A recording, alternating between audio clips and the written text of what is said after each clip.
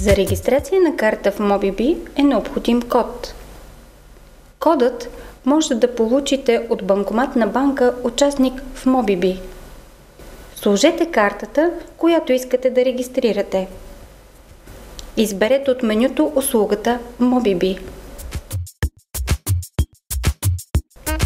Въведете номера на мобилния си телефон и въведете PIN. Банкоматът отпечатва бележка с кода за регистрация. Стартирайте приложението MobiB. Отворете мобилния си портфейл. Изберете неактивираната си карта и въведете кода от бележката.